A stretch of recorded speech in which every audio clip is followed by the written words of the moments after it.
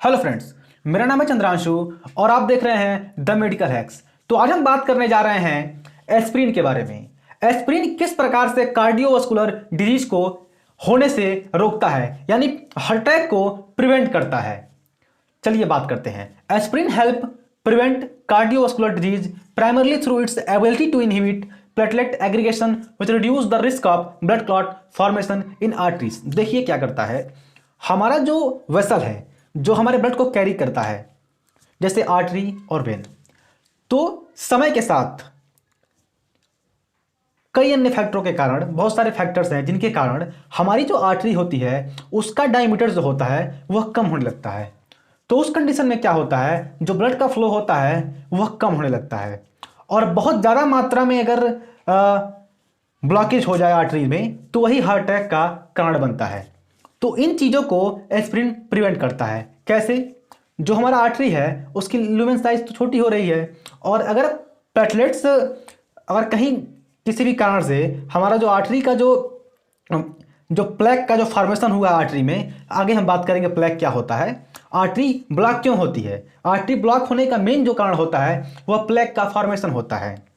तो उस कंडीशन में अगर कहीं प्लेक रप्चर हो गया, प्लेक का फॉर्मेशन तो हो गया है, अगर कहीं प्लेक रप्चर हो गया यानी टूट गया, तो उस कारण में, उस कंडीशन में क्या होगा, ब्लीडिंग शुरू हो जाएगा। और जब ब्लीडिंग होता है तो आपको पता ही है कि क्या होता है, क्लॉटिंग होता है। ब्लीडिंग को रोकने के लिए प्लेटलेट्स एक महत्वपूर्ण फैक्टर है जो कि जाके एग्रीगेट होता है उस साइड पे और ब्लीडिंग को रोकता है। और जब क्लॉट फॉर्मेशन होता है तो वो भी थोड़ा स्पेस जगह घेरता है।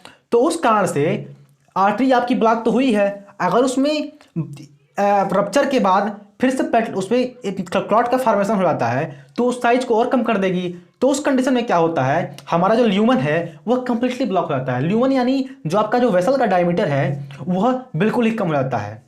और आर्टरी एक वेसल है तो आर्टरी में भी यही काम होता है। तो अगर आर्टरी जब ब्लॉक हो जाएगी तो जो ब्लड है आपका सुचारू रूप से ट्रेवल नहीं कर पाएगा पूरे बॉडी में। और उस कंडीशन में हमारे जो मेटाबॉलिक नीड है ऑक्सीजन के, जो ब्लड हमारा जो नीड कर रहा है, हमारा बॉडी, हमारा जो मेटाबॉलिक नीड है ऑक्सीजन का, ब्लड ही ऑक्सीजन कैरी करता है। अगर हमारे बॉडी में जो मेटाबॉलिक नीड है ऑक्सीजन का वह पूरा नहीं होगा तो हमारी मेटाबॉलिक स्थिति हमारी बॉडी की कोलैप्स हो जाएगी और उस कंडीशन में डेथ हो जाएगा।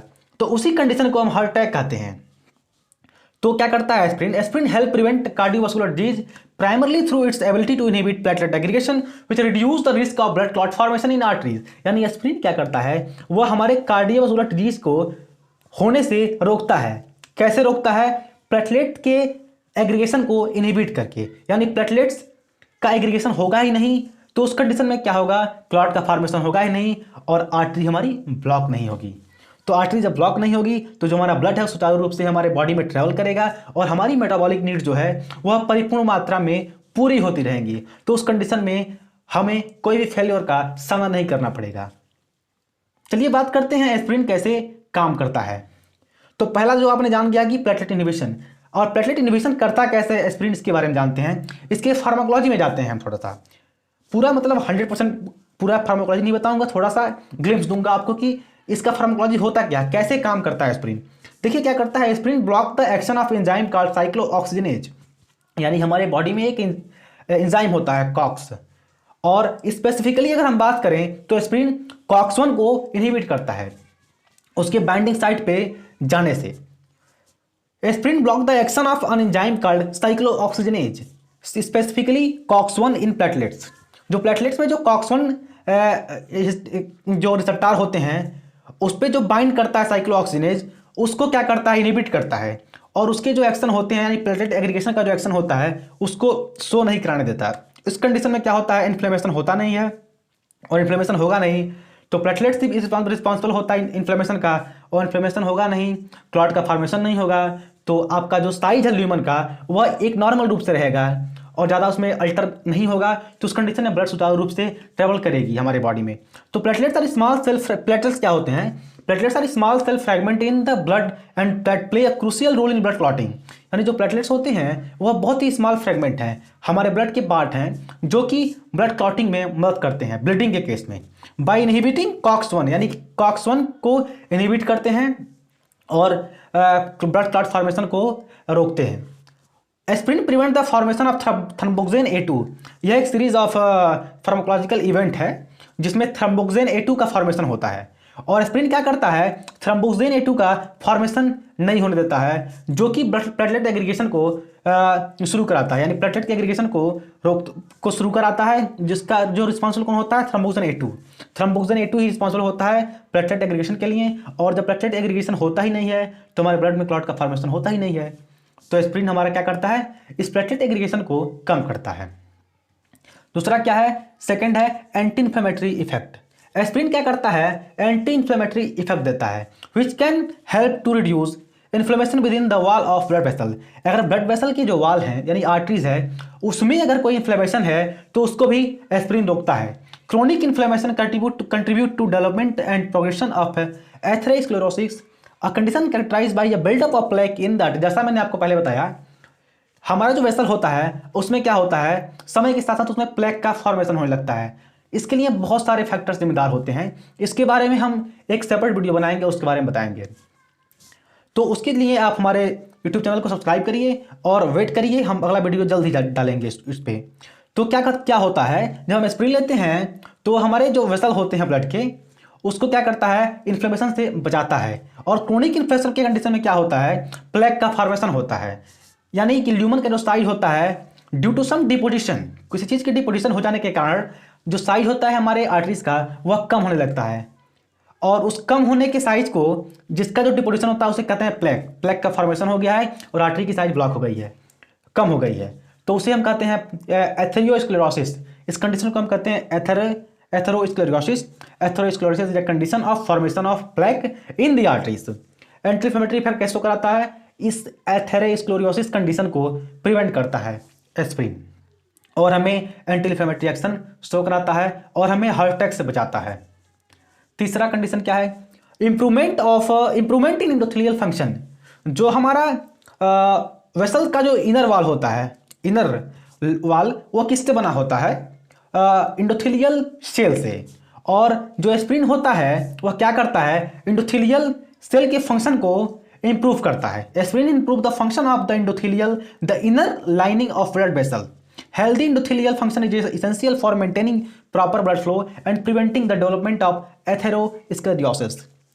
देखिए आप डायग्राम में भी देख सकते हैं, ये नॉर्मल वेसल है जो इस साइड है, जो आप लेफ्ट साइड में देख रहे हैं बॉटम साइड में जो हमारा स्लाइड है, ये क्या है, ये नॉर्मल वेसल है जिसमें ब्लड का सुचारू रूप से ट्रेवल हो रहा है। डायमीटर इसकी नॉर्मल है, डायमीटर में कोई कमी नहीं हुआ है, यानी ल्यूमेन साइज जो इस वेसल की है वह बिल्कुल ही नॉर्मल है। लेकिन due to deposition of certain lipid, fats और so many molecules, this size of a vessel constrict, यानी इसका जो साइज है वह कंस्ट्रिक्ट हो जाता है, यानी वेसल आपका कंस्ट्रिक्ट हो जाता है, इसकी साइज कम हो जाती है। जो ल्यूमेन आपका है वह ल्यूमेन में डिपोजिशन हो जाता है किसी चीज़ का, और उस कारण से देखिए क्या हो रहा है, ब्लड बड़ा ही कठिनाई से फ्लो हो रहा है।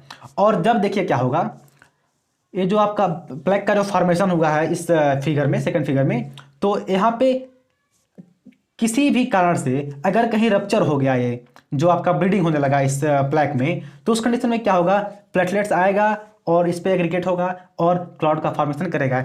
और जब क्लॉट का फॉर्मेशन करेगा तो ये जो वेसल है कंप्लीटली ब्लॉक हो जाएंगे, और जब वेसल कंप्लीटली ब्लॉक हो जाएंगी तो ब्लड का ट्रांसफर हो ही नहीं पाएगा, ट्रांसपोर्टेशन हो ही नहीं पाएगा बॉडी में। तो जो मेटाबॉलिक नीड है हमारी वो पूरी हो ही नहीं पाएगी, हमारा बॉडी कोलैप्स कर जाएगा, बहुत तेज हमारे सीने में जलन दर्द होगा, और उस दर्द के बाद हमें हार्ट अटैक होगा और हमारी सडन डेथ हो जाएगी। तो इस कंडीशन को न लाने के लिए बॉडी में हम एस्प्रिन का यूज करते हैं।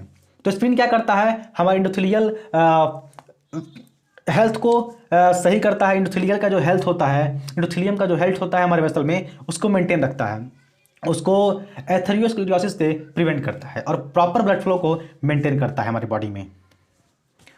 फोर्थ है जो स्टेबलाइजेशन ऑफ प्लेक। एस्प्रिन क्या करता है, जो प्लेक है उसको स्टेबल रखता है, यानी जो मैंने पहले आपसे कहा कि जो प्लेक जो बना है हमारे वेसल में वह रप्चर ना हो और उसमें क्लॉट फॉर्मेशन हो ही ना।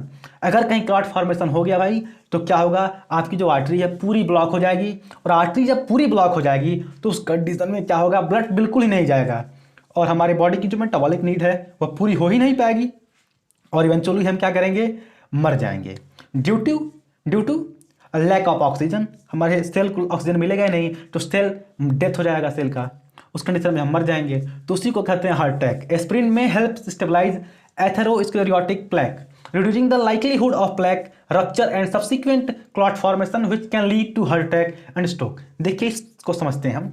एस्पिरिन क्या करता है, वह स्टेबलाइज करता है एथेरोस्क्लेरोटिक प्लेक को। अगर मान लीजिए प्लेक बन ही गया हमारे वेसल में, तो भाई देखो प्लेक तो बन गया, उसको प्रिवेंट कर नहीं पाए हम, तो अब क्या करें कि जो प्लेक है भाई और बदतर स्थिति में ना जाए, तो हम क्या करते हैं, एस्पिरिन देते हैं। और एस्पिरिन क्या करेगा, अगर कहीं किसी कंडीशन से किसी भी कारण से आपका प्लेक रप्चर हो गया और उसमें ब्लीडिंग होने लगा, तो अगर हम एस्पिरिन देते हैं तो प्लेटलेट्स का एग्रीगेशन होगा ही नहीं, क्लॉट फॉर्मेशन होगा ही नहीं। अगर ब्लीडिंग हो रहा है, अगर क्लॉट कहीं फॉर्मेशन हो गया तो क्या होगा, आर्टरी पूरी ब्लॉक हो जाएगी और ब्लड का मूवमेंट होगा ही नहीं। अगर हम एस्पिरिन देते हैं पेशेंट को तो क्या होगा, उस कंडीशन में प्लेटलेट्स एग्रीगेट होंगे ही नहीं, आर्टरी ब्लॉक होगी ही नहीं, इंसान का जान बच जाएगा, हार्ट अटैक होगा नहीं।